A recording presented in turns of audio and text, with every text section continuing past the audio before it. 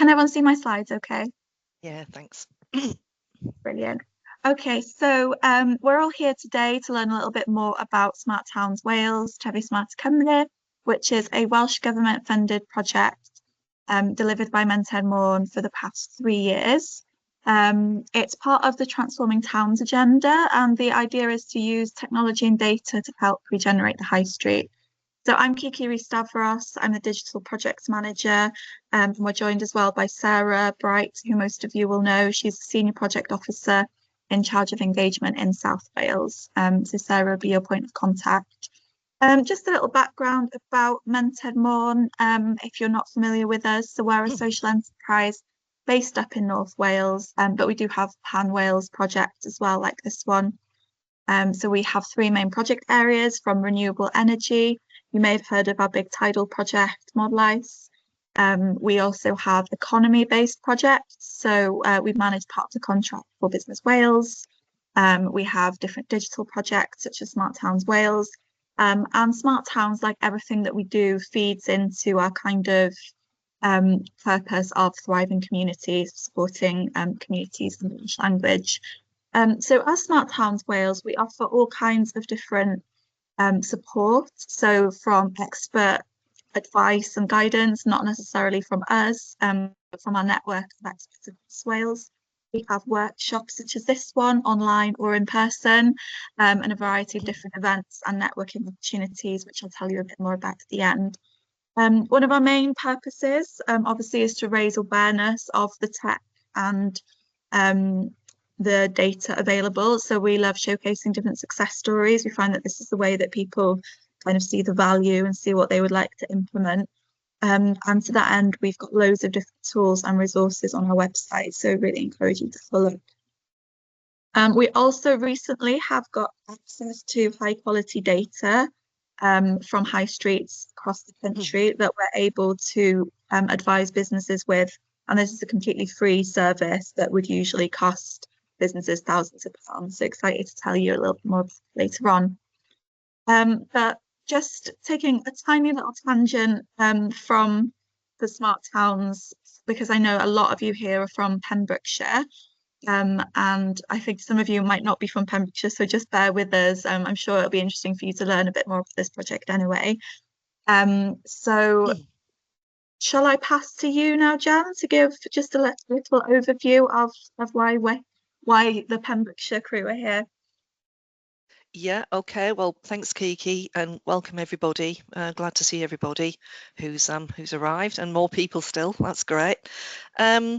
Just really, we have had over the last week, we've invited people to come to some in-person workshops, and we have been reaching out to a number of organisations because we want to actually see how we can bring smart towns into our 6 tier 1 towns. So they're the 6 most populated towns across Pembrokeshire, and we recognise that they will all have quite different profiles.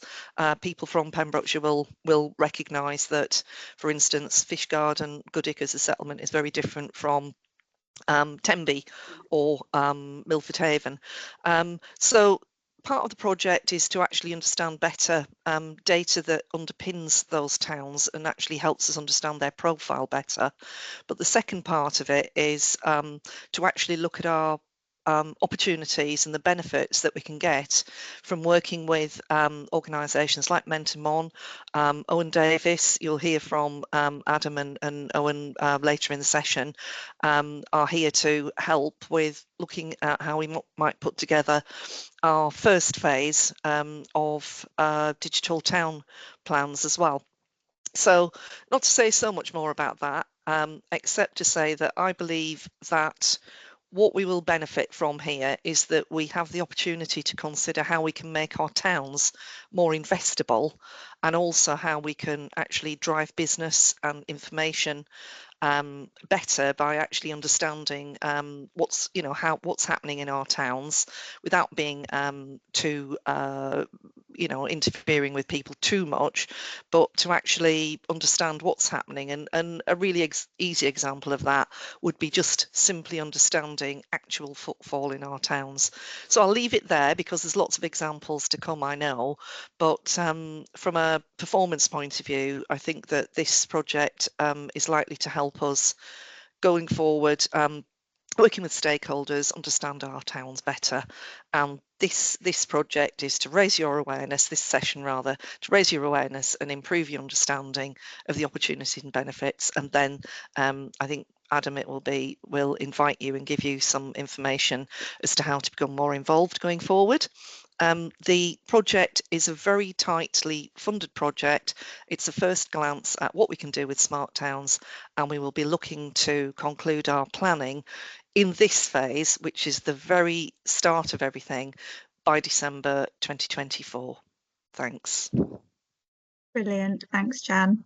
So the rest of the presentation will just focus on the kind of art of the possible of smart towns. So we're not saying that all of this stuff will be implemented in Pembrokeshire or anywhere else for that matter. We very much just kind of raise awareness of what's available, and then we facilitate the kind of next steps that you would like to take. So yeah, we're supporting Pembrokeshire at the moment, as well as a number of different towns all over Wales. So to date, we've engaged with over 130 different towns, and we're trying to engage with every key town in Wales by the end of the programme. We've identified over 160 smart ambassadors, so that's the key kind of point of contact with the project, who will help kind of share resources and spread the word, that kind of point of contact.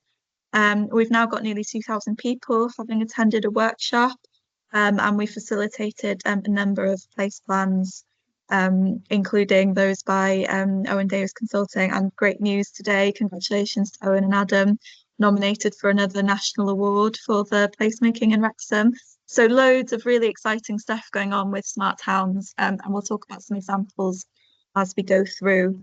So the main part of the project, like I said, is kind of engaging with different towns, different groups and organisations. Just some examples of some of those events there. Now, Jan's kind of spoiled this one for me, sorry. Sorry. And I know we do have a lot to get through today. So if you would like to pop your answers in the chat, and then Jan or Sarah can read them out, just in a kind of word or sentence, if you'd like to let me know what a smart town means to you, if anything at all at this point.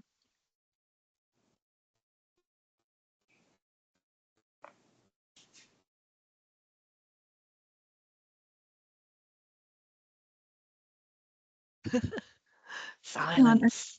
I can't there. actually see the chat, so Gitty's typing, I can see. Okay, Gitty says a town that knows only itself. One at a time then, the chat. Sorry, I thought we could all type in it. Well, we've got the Gitty said a town that knows itself, interpersonally as well as digitally, so that's cool. Thanks, Gitty. I see Owen's popping something in there as well. Sorry, this is what happens when I try and enter the chat. I managed to close the whole meeting. So yeah, I can't see the chat while I'm presenting. So I'm gonna let somebody else yeah. read those out. We've got Jeremy says creating data that can advise businesses on footfall at key times of the day. Perfect.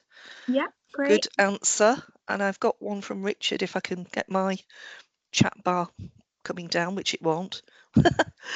Oh lordy. Yeah, and Owen, being future-proofed in a more digital world. So future-proofing, we like that one. Thank you. Yeah, and I think Richard's answer. still having a type there.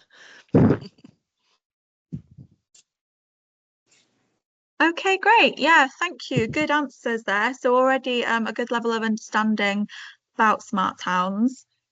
So yeah, making data-driven decisions. And I think something that I always kind of repeat is that having the technology, having the data doesn't necessarily make you a smart town. You could have all the tech in place, but if that data is just sat on a computer somewhere, if people aren't turning that data into decisions, aren't sharing that data with people, then there's not really much smart about it. So the smart bit comes in when you turn that information, that data into information. That can be to make efficiencies, to run things more sustainably. And also a big part, as we've already seen from some of the earlier slides, is all about community engagement. So getting the community together, opening a dialogue really around the data. So yeah, it's the people that make it smart. And just a little reminder that what we're talking about when we say data, I know the word data can be a bit intimidating. And just to let you know, I'm not a techie person at all. I was always someone that would just kind of avoid things to do with spreadsheets and data. What we're actually talking about is knowledge. So having more knowledge to make better decisions. So that's your definition of a smart town, although it can mean absolutely anything. And what we find is that in different towns, based on their different challenges, their profiles of opportunities, they can hear this presentation and go in a completely different direction from it. It could be focused on business, on sustainability, on particular issues around parking, antisocial behaviour. There's unlimited opportunities, really. But to kind of go back to the basics, and I'll do this in a very non-techie way, we talk about the kind of building blocks of a smart town. So the kind of what you need before you can do everything else is obviously connectivity. And this is probably the main issue in towns across Wales. Having the basic infrastructure in place. People talk about connectivity now in a similar way as they would talk about utilities, like your water and your electricity. Connectivity is becoming just as vital for the world to carry on working. So the connectivity is the kind of baseline, whether that is fiber, 4G, 5G, and Wi-Fi, LoRaWAN, which we'll talk about a bit later on. And that just allows the baseline for sharing data, collecting data. Like I said before, collecting the data is the first bit, actually sharing it then, and then actually turning it into decisions is where the smart step happens. So again, one kind of word answers or one sentence answers in the chat. Just if you want to share some of the challenges that you're facing in your towns, just so that I can kind of target the presentation towards some of those if possible.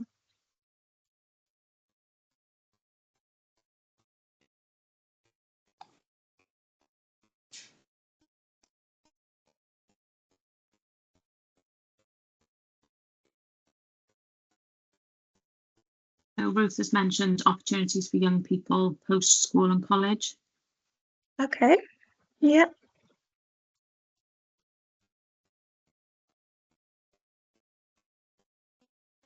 One thing that comes straight to mind here is something that we've been trying to do is young people have got so many digital skills that we potentially don't have now because they've grown up with it all and everything's moving so quickly. I think it's a real opportunity to give young people work experience in actually driving the smart town stuff forward. I think one of the hardest things when you leave uni, if you don't come from a family that can get you an internship or whatever, is actually having useful experience that you can take into the kind of job world.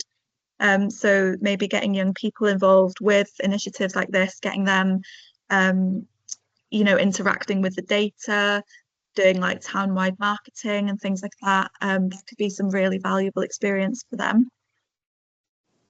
Yeah, definitely. Another comment from Gitty, which is a really good one, is lack of joint between all players. So it's hard to collaborate and make things work efficiently. Yeah, absolutely. I think we come across that across many places. It is really important to work together, especially like Gitty's mentioned, people come together for a reason. You're all working towards the same goal, so it's really important to collaborate. Exactly, yeah. And I think what I've loved about this program is we have these kind of workshops in a town and it leads to loads more collaboration that isn't necessarily to do with smart, but it's actually getting everyone in the room. It always tends to be the people who are proactive in other areas that comes to everything, and it just helps to make those connections. And we do see the places that have the most collaboration, especially the strongest links between like town and county councils and business groups.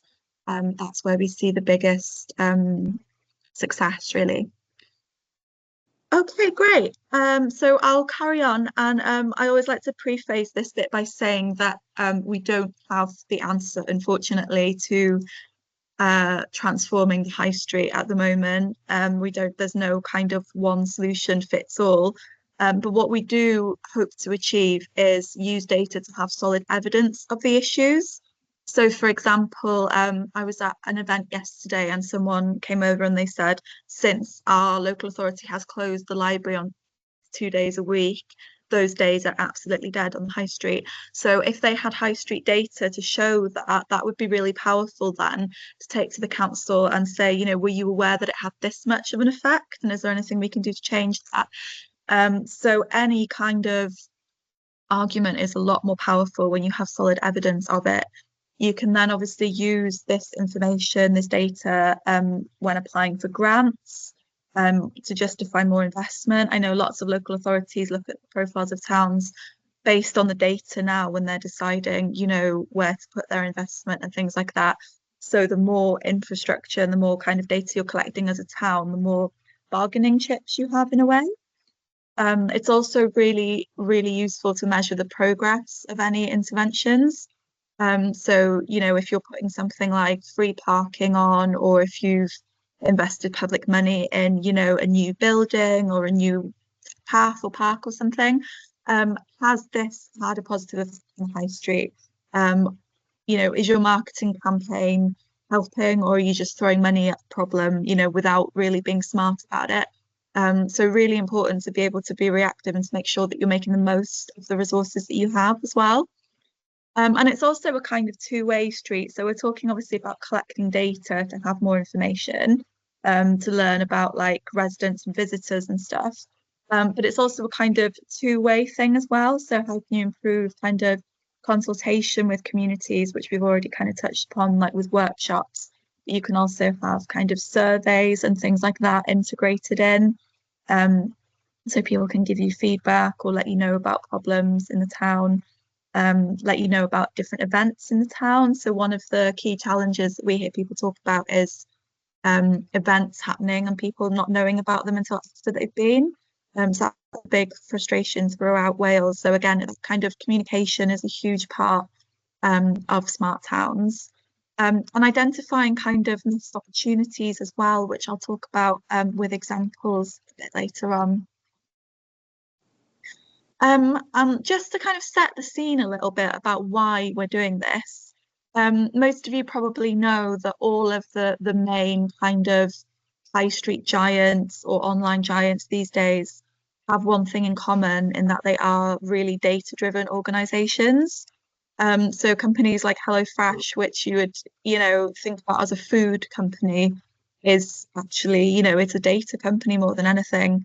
Tesco have been data driven, you know, they've been using really really complicated processes for years, you know, from the advent of the kind of club card to, you know, monitoring how much time we spend on every aisle and then moving things around. You know, they have massive budgets to look into the data, to kind of, you know, psychoanalyze how people move around the shop and things like that. So what we're trying to do is, obviously we can't compete with these, but to just even the playing field a little bit, to give the smaller businesses, you know, a glimpse at the kind of data, to make similar kind of insights.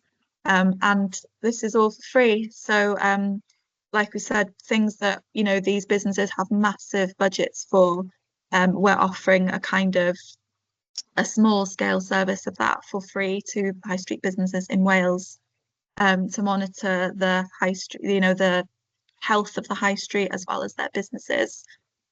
So someone used the analogy of footfall counting being the chart at the end of the hospital bed. So it's not the solution, but it is letting you know what's helping and what isn't. And there are a number of different ways of doing this. Different towns use different technologies. Some businesses use them. Obviously, the kind of public places as well. And yeah, from the old school clicker in the corner, that's essentially what we're trying to do. And unfortunately, there is no better way really than doing that. Every way has its own pros and cons. So from simple sensors that person breaks a beam and is counted as a person, to really high-tech kind of smart cameras, to mobile phone data, to Wi-Fi data, and even seismology. So loads of different things. Obviously, there's always going to be a trade-off between price and performance, to accuracy and privacy. So it's about finding the solution that works best for you, for a particular business or for a high street. So Wi-Fi analytics is a kind of commonly used one across Wales. So many counties were given Cisco Meraki systems from the Welsh Government, and these allow the towns to offer free Wi-Fi, which will then give them information back, like the number of passers-by compared to visitors. So you can see if people are just popping into town or if other people are staying longer. You can monitor how long they're staying and what kinds of things affect this, whether they're occasional, weekly, daily, first-time visitors. So really interesting, for businesses to be able to modify their opening hours, target marketing, and also have location heat maps, so you can see the way that the town is kind of used in a way. You can use this for all kinds of reasons. If you're managing the town, you'd certainly say, well, the rents should be lower in lower footfall areas. We can maybe think of ways to redirect the footfall to those areas, maybe use things like digital signage. Loads of different opportunities there, which I'll carry on talking about. One of the questions that we always get asked about the kind of Wi-Fi analytics is how it works. So there's two ways of collecting data from Wi-Fi systems. The obvious one, when you're in the airport or you're on a train or whatever, and you log on to the Wi-Fi, you asked kind of consent. Sometimes you're asked a couple of questions.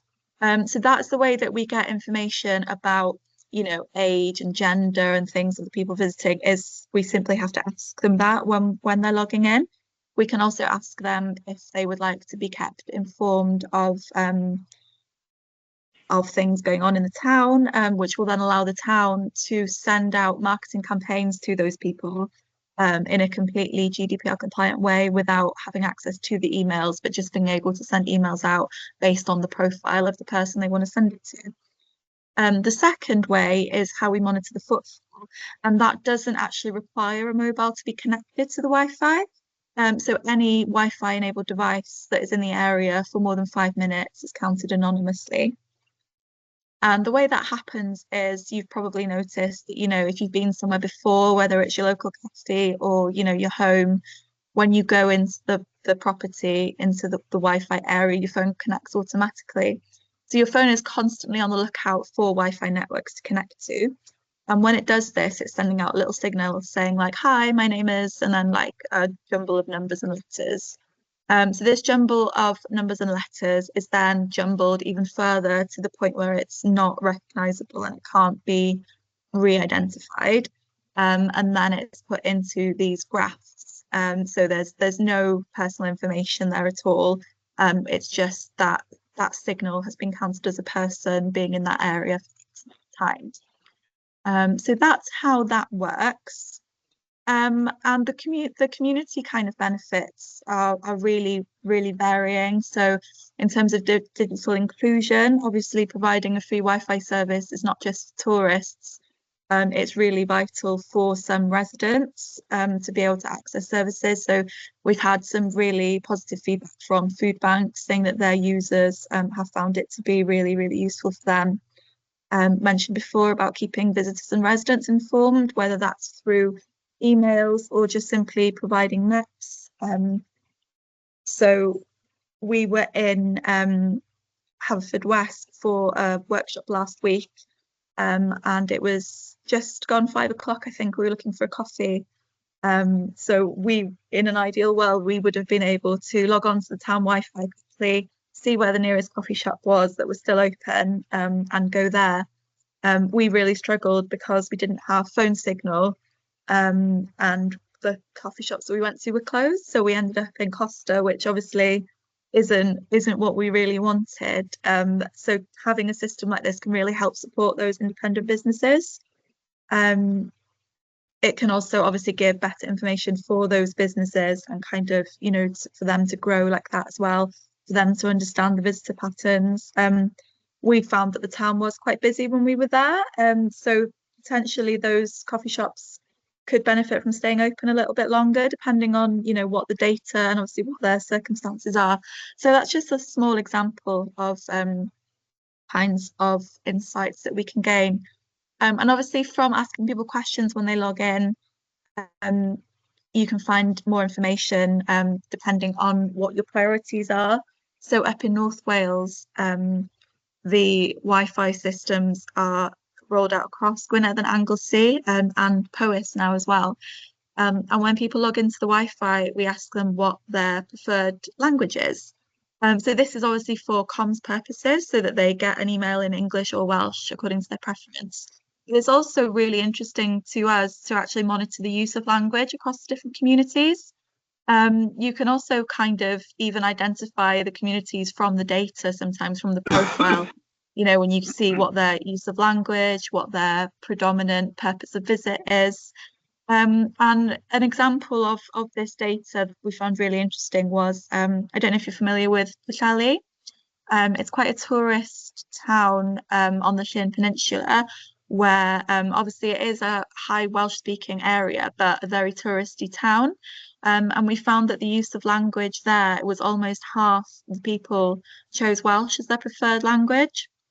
And this is normally underrepresented as well, because it will be predominantly tourists that will log onto the Wi-Fi, and also people do tend to just pick English because it's easier, even if they are a Welsh speaker. So this data, I think, is really interesting for businesses, because I don't think many of the businesses in that town actually offer a service in Welsh to their customers, even though that's within their capabilities, but they just might not realise that that is something that's important to their customers. So again, another little insight from the data. And then in terms of decision makers, it's really important, and I guess this is part of the Pembrokeshire project as well, is having the data to kind of classify the towns, to compare year on year, to plan ways to increase dwell time and encourage spending. And here are some examples of towns. This is open data from North Wales, so anyone can access it, kind of compare. And we found, you know, really distinct patterns in towns, which, you know, I'm sure you'll find in your towns as well. But it opens up wider conversations about what you can learn from different towns. So for example, we found 2 towns, it's not these ones, we found 2 seaside towns close to each other. One is really busy in Welsh half term and one is really busy in English half term. So what is it about those 2 towns that are appealing to a different kind of category of holiday maker, I suppose, and what can they learn from each other so that they're both busy both of those weeks? It's also really useful, you know, to support kind of events and things like that, see certain patterns. You know, some towns have a footfall pattern that is like clockwork, with obviously the Sunday here in Llangefni being a really quiet day. So what can we do to maybe improve that Sunday, or, you know, to put different events on and things like that. From a decision maker point of view as well, having data can also help you minimise disruption. So for example, this is Flintshire County Council, and their street scene have been really involved in kind of implementing the technology. So they're aware that that data exists, they can use it. So if they want to close a road, they can maybe arrange it so that they close it on the day that is normally quieter than other days. Or they can even say to the businesses, you know, okay, we do have to close this road, but last time we did works like this, only affected the footfall X% to kind of manage expectations. Likewise, it can be used by the businesses. You know, they could say, hang on a minute, you're closing this road and we've seen X amount of drop in the footfall. So what are you going to do, you know, to help us with this? So like I said, it's about having that kind of leverage in a way, being able to use the data to evidence problems or opportunities. One case we found, there was a town council, obviously very stretched financially, but they were managing 9 different parks in a town with a population of 4,000 people. So that's obviously a big financial commitment. So we recommended to them that they put footfall counters on each park, found out which were the ones that were getting the most usage, and then they could have an evidence-based discussion on which parks to continue supporting, or whether there was an argument for maybe closing some of them to reduce the budget pressures.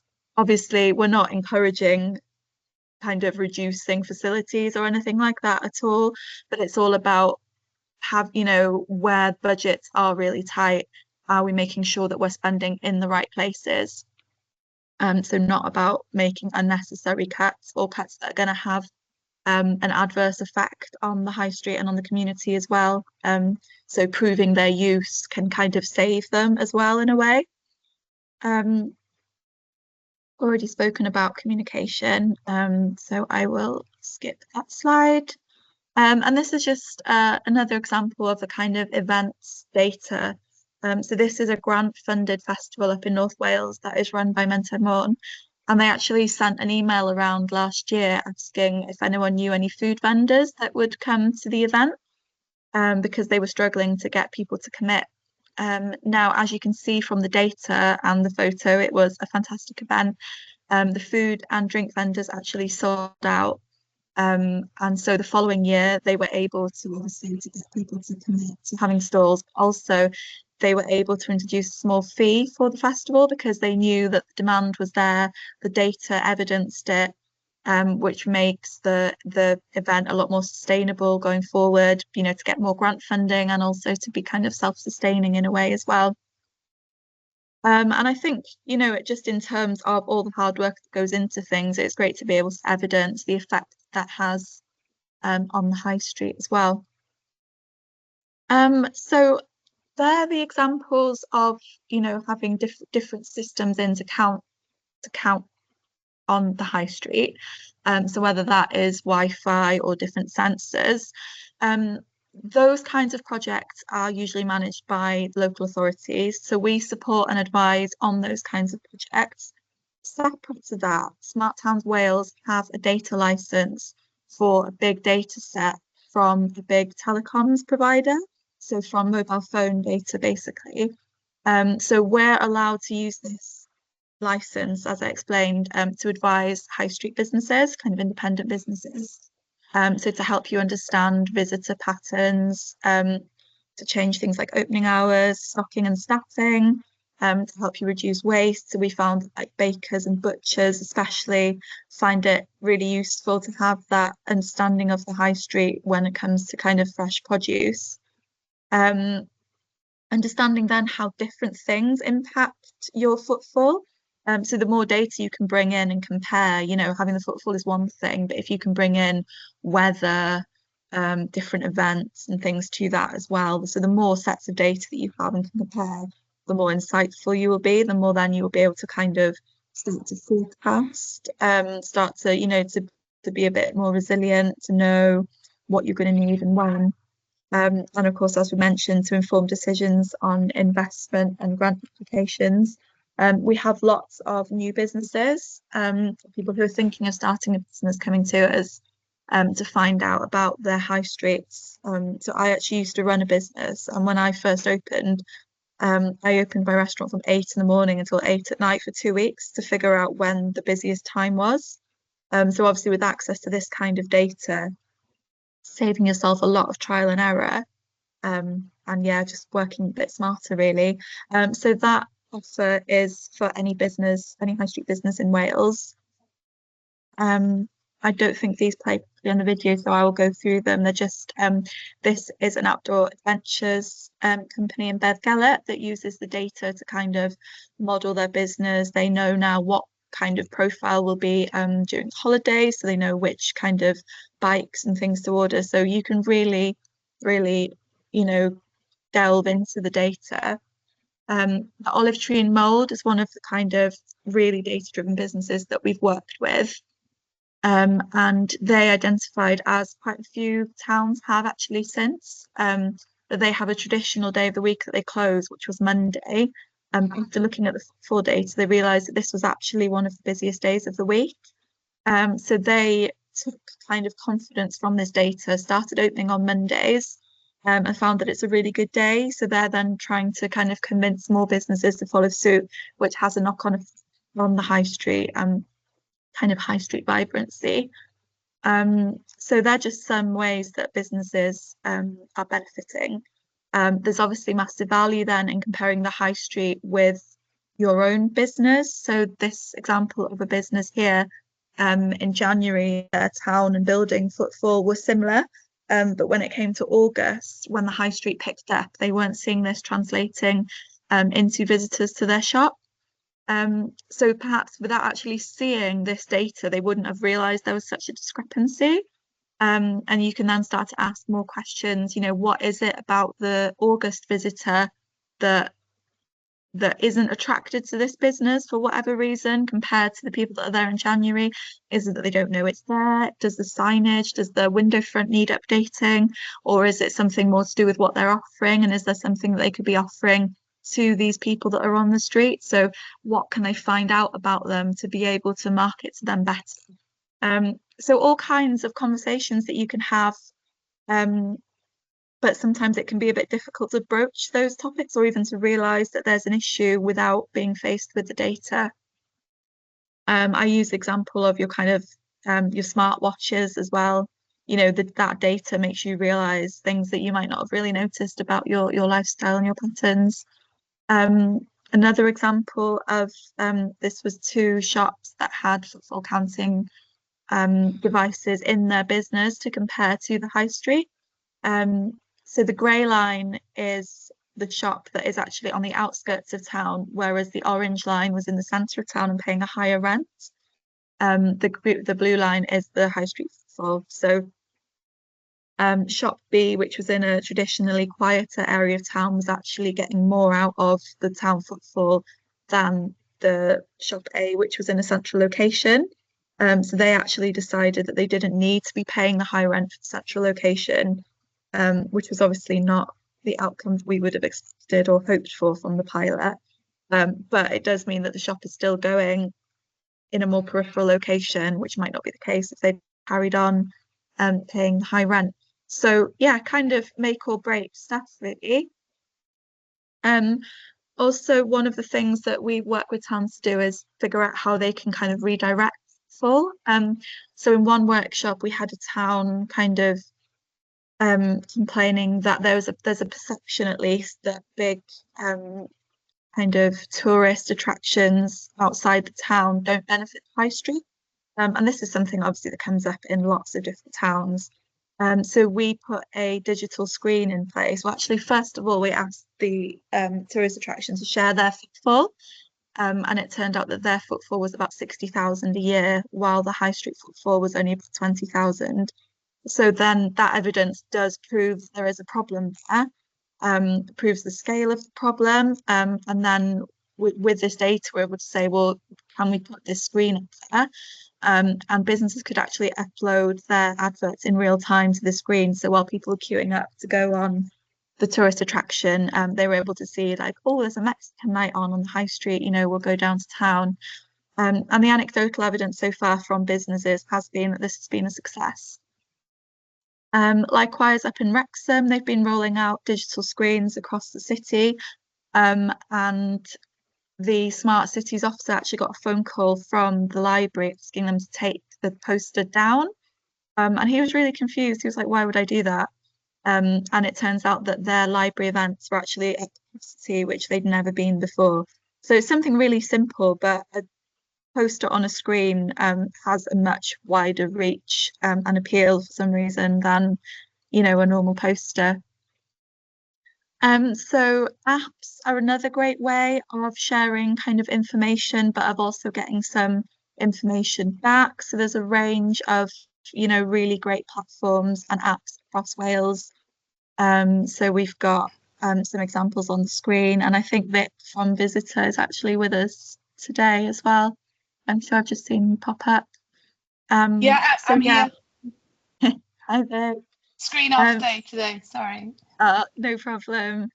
So yeah, apps, obviously a really popular way of having all the information in one place, encouraging that local spend and keeping locals informed as well, kind of increasing footfall with special offers and things like that.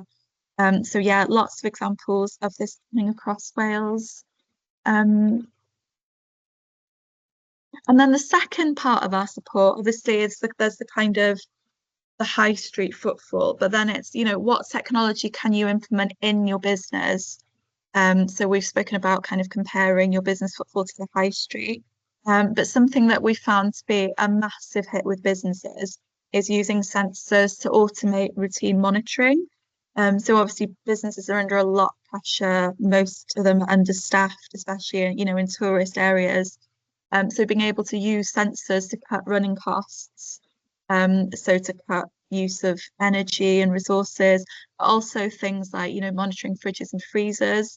If anyone's ever worked in catering and had to go around with a clipboard, you know, around 20 to 30 fridges and freezers twice a day, it's time consuming. And you don't even know if your staff are actually doing it or if they're ticking. And if you're going to come in on Monday morning to, you know, hundreds of pounds worth of waste. So putting really low cost sensors in, you know, has been an amazing solution for businesses that can have, you know, real time alerts that, oh, the temperature's, you know, out of the normal range, you need to check on that. So yeah, really, really simple, but really impactful stuff for businesses. Yeah, reducing losses and waste. And the way that this works is not via Wi-Fi, although it can be, but the Welsh Government has invested heavily in a technology called LoRaWAN. And this is just a way of communicating information, small bits of information over large distances, connecting what we call the Internet of Things. So the Internet of Things kind of says what it does on the tin or on the thing. It's any inanimate object really that kind of talks to each other. So your Alexas, your smart meters, your smart watches, anything that kind of is connected really. And there are, you know, hundreds, not thousands of use cases. So I won't go into the techiness of it unless anyone is interested. I will give some use cases of how they're being used.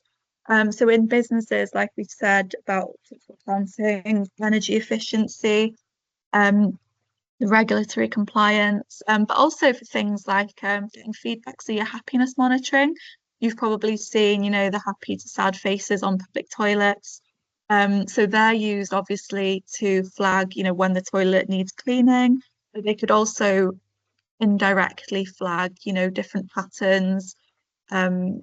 You know, at what point are the customers more satisfied or less satisfied with the service? Does that tie in with other factors like who's on the rota or the weather or changes in price? So loads of different things. And again, comparing and kind of combining those data sets gives you a much clearer picture of what's going on. Can also be used for kind of basic security. So you can have a sensor on a gate, on a life buoy or a defib or something that can give an immediate alert that's, you know, that something's happened, gates been opened or something. Air quality as well has been a really popular one, obviously after COVID. So we've got some businesses that display their air quality so that can kind of reassure their customers. This is also a really big thing in schools. So lots of local authorities are rolling them out in schools, outside and inside. So obviously we know that car traffic has a really negative effect on the air quality outside schools. Also, the air quality in the classroom has an effect on students' concentration. So just something simple like opening a window can mean much better behaviour and much kind of higher concentration for students. And obviously getting students interested in the data itself. That's just an example of a case study business that we supported to monitor all their fridges and freezers and also their hot holding. And another butcher as well, obviously really high risk and high value produce. So peace of mind for those businesses. And then obviously if a business can make these kinds of savings, if you think about that on a town scale, then it really is significant. Again, looking at air quality, you're much more likely to influence behaviour change when you're actually showing the data. Monitoring bins is a massive way of saving resources, rather than sending someone around every single bin in a town, a local authority, or, at remote beauty spots. You're talking about using a lot of energy to drive around those bins when in reality it might only be a few of them that need emptying. Or on the flip side, the data might show you that, hang on, these bins need emptying a lot more frequently than what we're doing. So maybe we need to put more bins in these areas. So again, seeing patterns in this data. I've got a few case study examples on here. So this is an example. We have open data up in North Wales about this, so people can kind of consult it themselves. And obviously some of it is kind of exactly what you'd expect. The temperature goes down and the pollution goes up. That's no surprise. People are using their cars, their log burners. But we also see things like fireworks, bonfire night, probably the highest pollution of the year. You don't really think that when you're setting off your rockets and things. So yeah, lots of interesting insights. Parking as well, we know is a really contentious issue pretty much everywhere for one reason or another. And parking is something that you might not automatically link with air quality. But if, these studies have shown that like 30% of traffic in downtown areas are cars looking for parking. If you're circling around a few times looking for parking and those fumes, are going into the atmosphere. So there are loads of different insights that you can get from parking data. We have loads of businesses saying, probably rightly so, that their parking policy is kind of killing their high street. There's enough parking or that it's too expensive. But what we found is that by actually being able to monitor the parking situation and the footfall, you can actually demonstrate what the reality of the situation is. So for example, you could have your parking bays, people can see in real time if they're being used or not. That could give people confidence to say, oh, I'll go into town because I know that I can park there and it's be too far to walk in the rain. Or, oh, I know that I can go there. I won't have to drive around for ages looking for it. You can also, map out your accessible bays and make sure that they're not being misused or that you have enough of them. So, if your accessible bays are always in use, then you might want to add more. If you have, some councils have free parking in December or on certain days of the week, if you can evidence that does have, a significant effect on the footfall, is there an argument for introducing more of these times? On the flip side, Wrexham had a really interesting case. So they actually put parking sensors on all of their public car parks, and they had a free car park since COVID to encourage more use of the high street. But what they found was that some cars hadn't moved in weeks. People were just parking their cars there. Commuters were staying there all day. And in fact, what that meant was the people who did just want to pop into town for a couple of hours had nowhere to park. So this was something that they, hadn't, the data really showed that it wasn't working in the way that they'd intended it to. And they were able to actually change their policy because of that, introduce, small fee after a certain amount of time to encourage those short visits. So having kind of the parking data historically as well, you can identify patterns, maybe adapt pricing according to demand or according to quiet periods and stuff. it's actually really sad how long I can talk about parking for, so I will move on. Oh yeah, that's just the example. Yeah, like I said, people parking for 18 hours a day. They also found in the first day that they were monitoring the car parks, there were over 400 hours of kind of illegal parking, or, you know, people overstaying. So obviously not the most popular kind of reaction, but from a county council perspective, you know, there's the potential for income from that as well. You could even be really smart and, again, not popular, but you could be smart in the way that enforcement works. So you could just have an alert when someone is kind of overstaying or something, rather than just going around everywhere. So loads of different potential there. Another kind of sustainability one is measuring water in plant pots. So that sounds like a really kind of small scale thing. And this is, you know, it's a small low cost sensor that was implemented as part of Abergavenny's Smart Towns project with Adam and Owen, who are on the call. So Abergavenny were really keen on their Britain in Bloom entry, but found that they were, you know, spending quite a lot of money on the watering and time, of course. So they implemented these, you know, really simple sensors. They were able to work out exactly how much water they needed. And they're now collecting their own rainwater in order to water their planters. And they actually won an award for sustainable gardening as part of their Britain in Bloom. So really lovely story there. And like I was saying about how each community kind of runs with it in their own way. So I thought that was really interesting. And then these kinds of proof of concepts now are starting to be rolled out more widely. So Wrexham really saw the value of this. They've rolled them out in all of their public planters. So really improving the kind of the general look of the city and of the public spaces.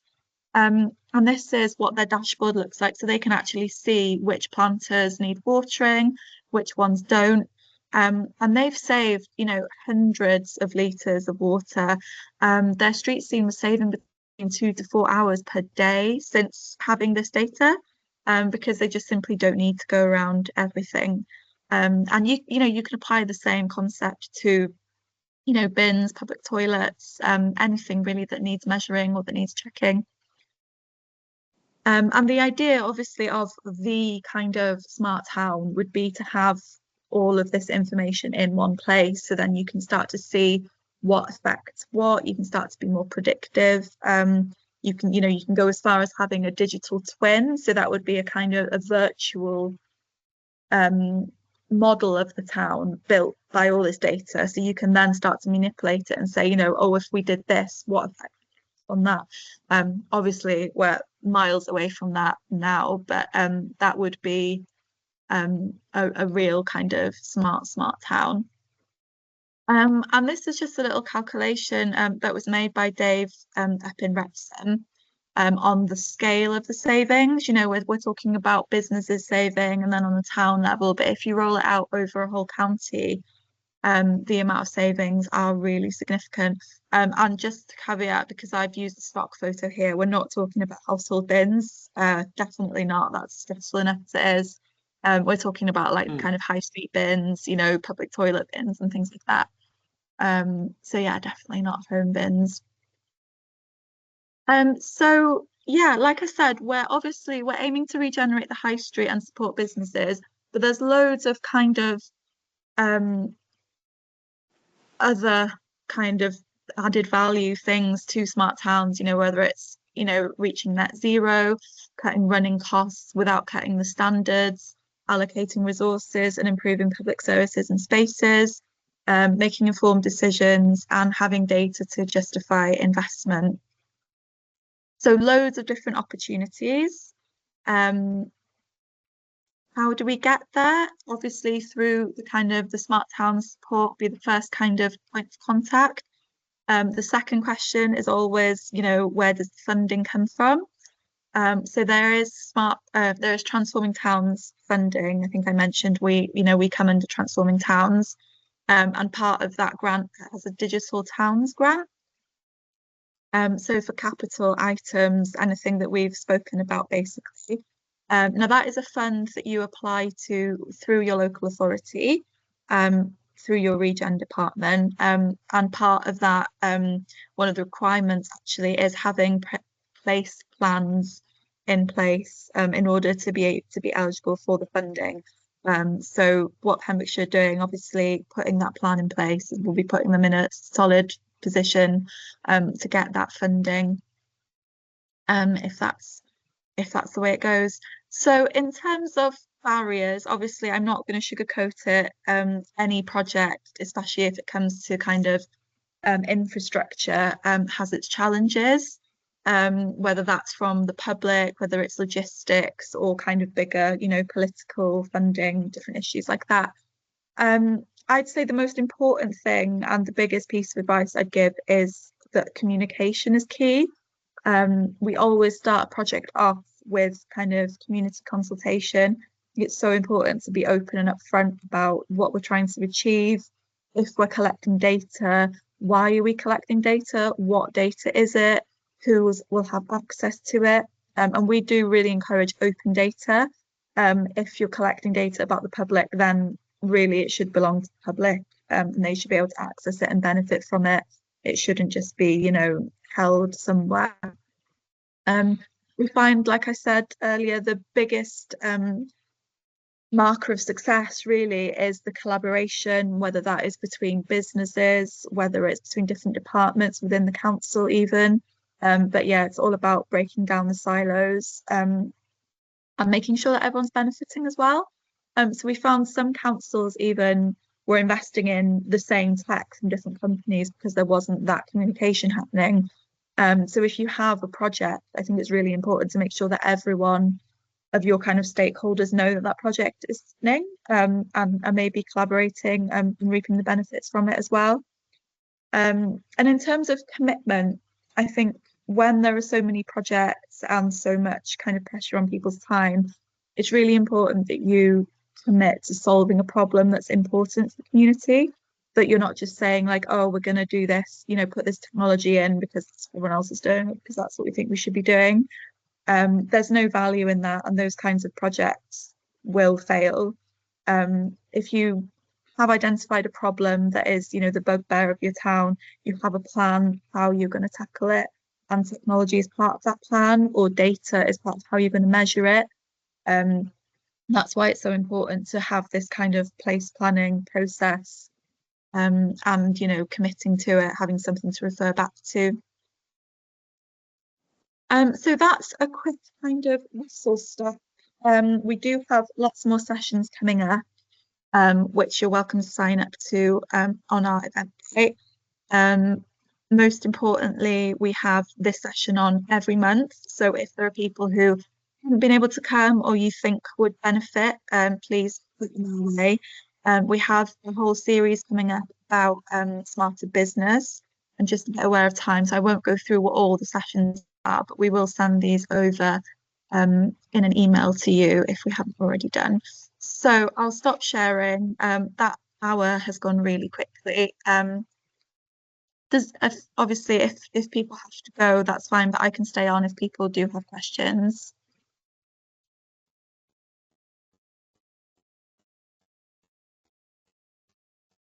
Thank you, Jen. Yeah, just to say, really sorry, Owen's probably going to say this in a second, so I won't steal his steam. But we do have workshops forthcoming. I'll let Owen, I'll preempt that Owen's going to talk about that. But just to say about funding, I know there is a real temptation to say, how much money is there? Where is this £250 Transforming Towns going to be spent?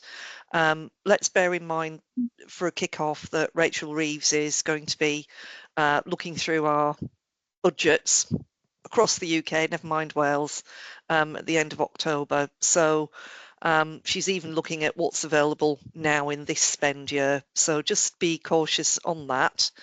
But let's have ideas first, and then let's prioritise ideas, and let's make sure that the ideas are inclusive for that locality, and they're going to be the most impactful for that locality. So that's why it's really important that we get a really good spread of stakeholders contributing into the ideas for each of these towns.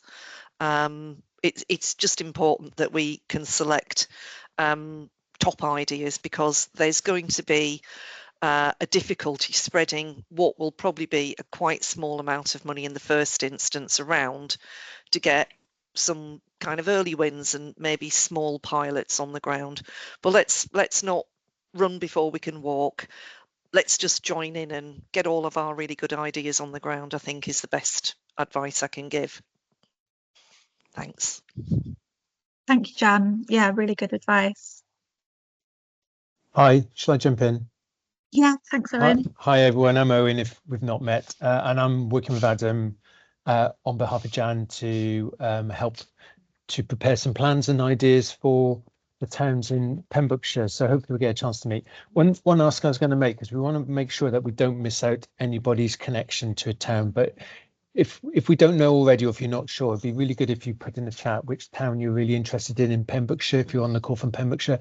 The reason for that is we want to keep in touch with you if you're interested about the working groups that we're going to be holding fairly soon, or at least keep you informed about the project in your town, and we may be able to just have a conversation online if not. So next Monday, the Monday coming, is Fishguard, and we can send you some information about that.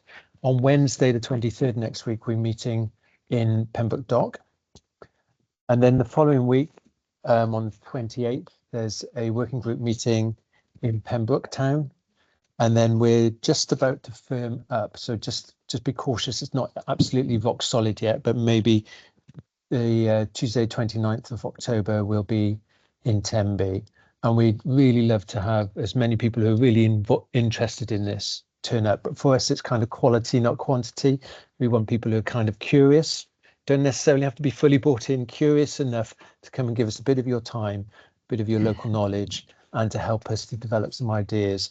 And I'm just picking up on the point that Jan's made and Kiki's made about resources. It is a challenge, we know that, but part of our job is to work with you to actually try and be smart about that, because we may find that we've got some infrastructure already in place in your town that we can harness already and not have to go out and buy in some new stuff. It's just sometimes these things, nobody knows they're there. But we've been mapping this, so we're kind of looking to see what infrastructure is already in place. Some of it is anonymous, but we might be able to use it. So without any major costs. And then what we're really keen on is really small, low cost, high impact, confidence building projects that get people on the Smart Towns journey that make a difference. So the example that Kiki gave around Abergavenny actually didn't cost a fortune, but actually could save the town council an awful lot of money. And in that case, the town council then saw the value in it and they've started to invest in it afterwards. So just to say that this isn't all about necessarily applying for a big grant, because we know that's going to become more challenging. We just want to make sure that the ideas that we come up with actually can be delivered in an effective way. So hopefully that gives you a little bit of confidence in that. I look forward to seeing you, and my colleague Adam's here as well. So if you've got any questions about that you might want to direct to us both, we're very happy to answer those now as well. Okay, thanks, Kiki. Thanks, John. Thank you. Thanks. Great, thanks, Owen. Katie, you've got your hand up. I think you're on mute there. Oh, you're all right. Yeah. Hi, thank you. That's really interesting and lots of really good examples. I'm just wondering, I'm still trying to get my head around what you are, as in I can understand the concepts and the applications now, but as a body, like we have a hub, a separate project. We're looking forward to collaborating with stakeholders, including PCC. Obviously, that's exciting. But if we got a particular thing to try this out on in one of our groups, do we come, like, who is the you that we come to? Are you like just doing the research, but there is a little bunch of people there slaving away over data that we can arrange to have some actual data help and try this out? And if we can actually go and ask for help on a specific project from today's inspiration, what's the timeline lead-in likely to be? Yeah, so I think that's a really good question. So Smart Towns Wales, we're Welsh government funded, separate. the Smart Towns Pembrokeshire is a kind of separate but linked project. Okay. So for your kind of town projects, then I think it, you know, Adam, if I'm correct, would be the point of contact. If you would like to look at high street data to kind of understand the profile of your towns, we can set that up fairly quickly through Smart Towns Wales for you. I can see, yeah, Helen nodding there and putting your hand up. Is that something that you're interested in?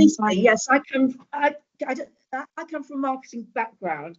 I'm just getting involved in the Haverhub, the Haverfordwest project. And the first job I'd want to do is absolutely immerse myself in data about Haverfordwest. So I know it well.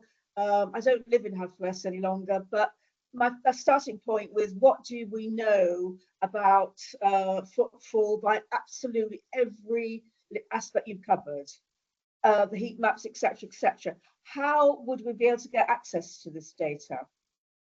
So I can't give you access to the data, but what I can do is book in a little consultation with you where we can share a screen, have a look at the dashboard, get the insights.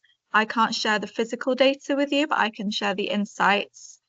So more than happy to book that in the next week or so, if that works for you. Okay, well, obviously, I mean, I'll agree. I'll agree this with Gitty and the rest of the team, but I think it's a vital point, starting point. Wouldn't you say, Gitty? Yeah, I would totally agree with you there. I think Helen can have access to whatever she asks for. Helen's a professional on this side, not me.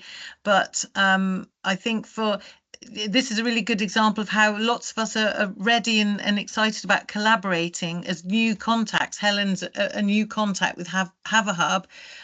With regeneration expertise. So I think for this to be agile and helpful and not lose loads of time for all the potential opportunities there are, I think we need to be able to get the access. So if it's limited, say, by how many hours you've got in your day, Kiki, and can, you know, like, why is my understanding is that there's all this data. So why is it that you have to kind of filter the data? Is it not in a form that, say, Helen could have access to properly to use in her own time?